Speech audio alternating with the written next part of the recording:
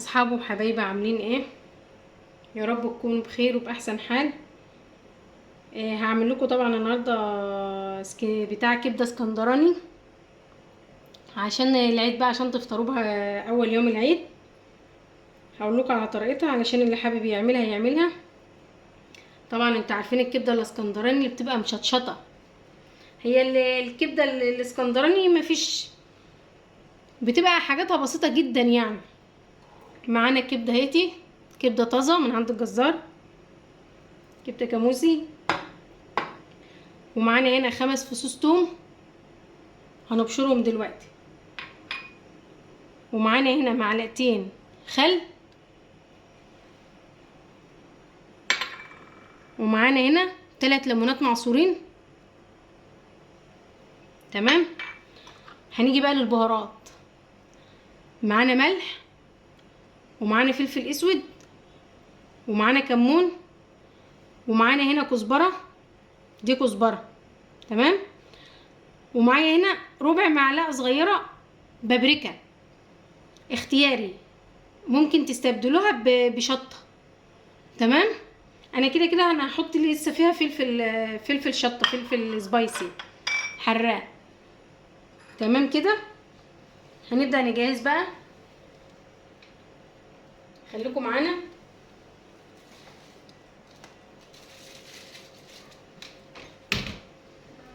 معانا هنا بوله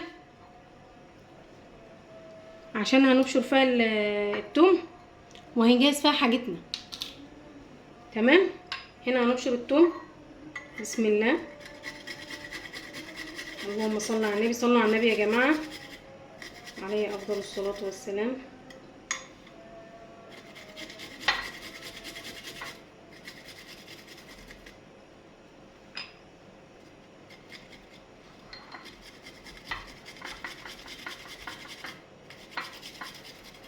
طبعا في ناس اول يوم العيد ده عندهم مقدس ان هم يفطروا كبده. في ناس بتحب تفطر كبده، وفي ناس بتحب تفطر طبعا شاي بلبن وبسكويت وكحك وحاجات من دي وقرص. وفي ناس بتحب تعمل الكبده تفطر بيها وتعمل فتة اللحمه تتغدى بيها.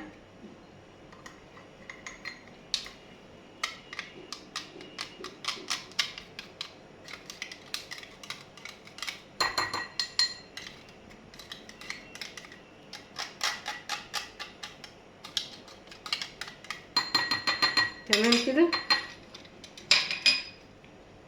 معانا بقى هنا الليمون اهو،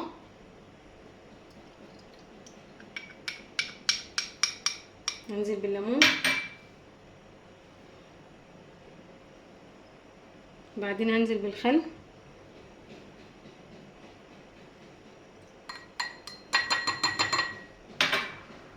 طبعا شايفين.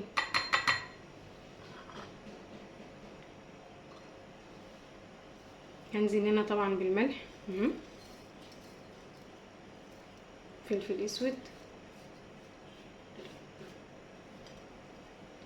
وبعدين الكمون. مقاديرها بسيطة جدا وسهلة، مفيش فيها اي حاجة خالص. والبابريكا، انا زي ما قلت لكم البابريكا اختياري، البابريكا يا جماعة اختياري،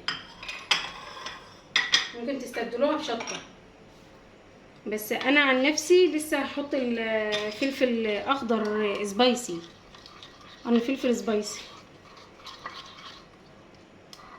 تمام كده اهو، اهي زي ما انتم شايفينها.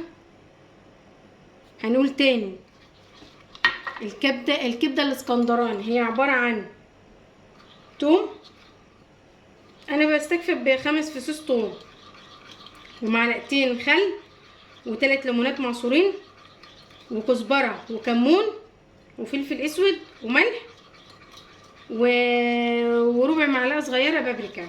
والبابريكا اختياري، ممكن تستبدلوها بشطه براحتكم يعني عادي، بس انا بفضل احط الشطه القرن الفلفل الاخضر الحراق السبايسي بس.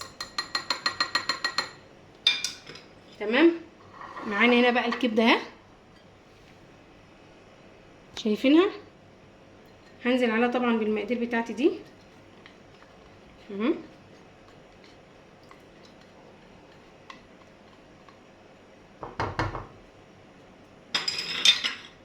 بسم الله بسم الله. اللهم صل على النبي، اللهم صل وسلم وبارك على سيدنا محمد وعلى اهله وصحبه اجمعين. يلا يا جماعه حطوا لايك. بسم الله بسم الله. هنا تمام. والخطوه بقى المفروض بقى الخطوه الصح اللي هي لازم تقعد في التلاجة اقل حاجه ساعتين، اقل حاجه ساعتين. بس طبعا انا هحاول ان انا احطها ساعه بس عشان بس تشرب التتبيله دي زي ما انتم شايفينها كده اهي. هدخلها التلاجة ساعه بس علشان بس تشرب التتبيله وتديني الطعم الحلو. كده جاهزه معانا اهي،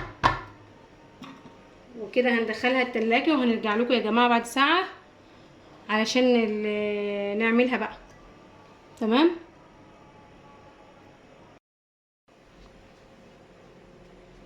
حبايبي بكده الكبده اتبلت معانا اهيتي كده بعد ما قعدت في التلاجة ساعه اهي ما شاء الله. معانا هنا الفلفل الاخضر اهوتي، وده الفلفل الحامي ده السبايسي. تمام. ومعانا الفلفل الاخضر. هنحط بقى طاسه على النار. تعالوا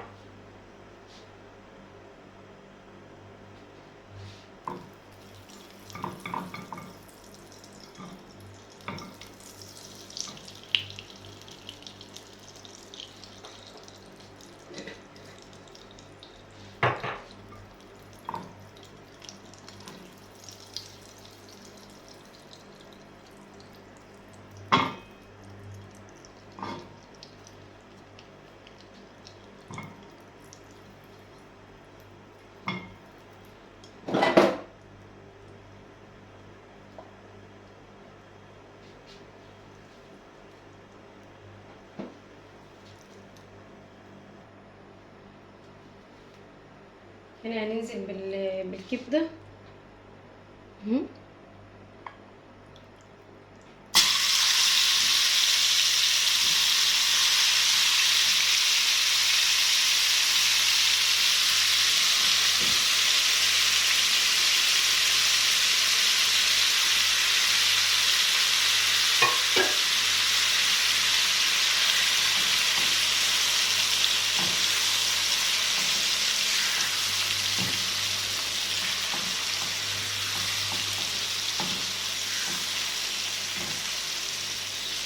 تمام اهيتي.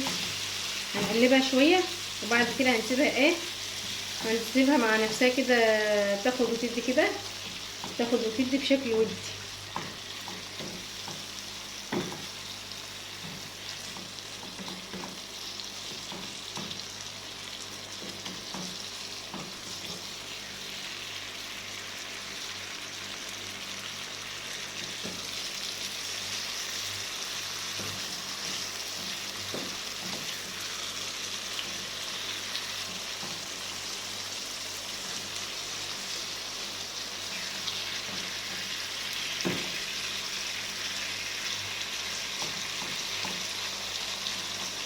هنسيبها بقى مع نفسها شويه،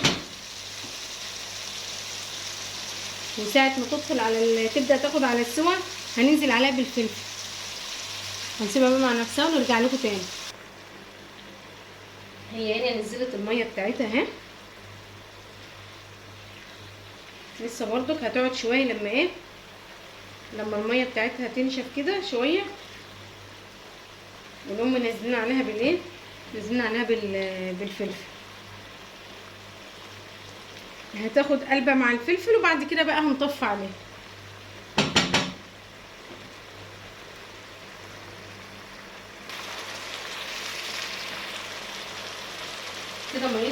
شويه. هنزل طبعا بقى بالفلفل اهو.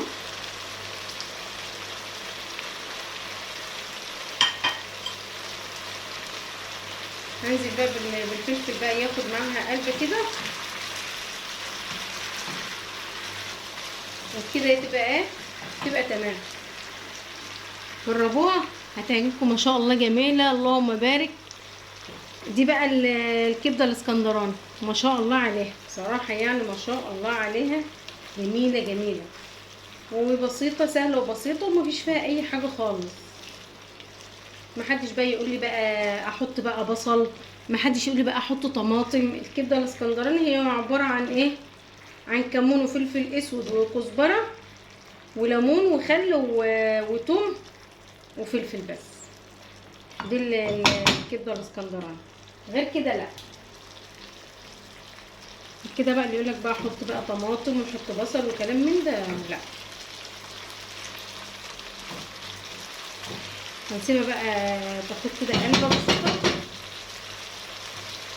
ونشوف.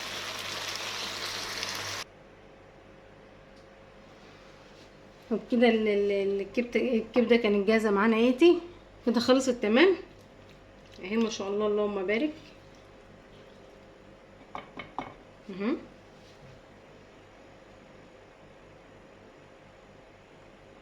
والريحه ايه، الريحه قلبت الدنيا بصراحه، الريحه قلبت المطبخ وما شاء الله الطعم جميل جدا. هنحطها بقى في الطبق ونجهزها. الكبده هنا جاهزه معانا اهيتي، حطيناها في الطبق زي ما انتوا شايفين اهي.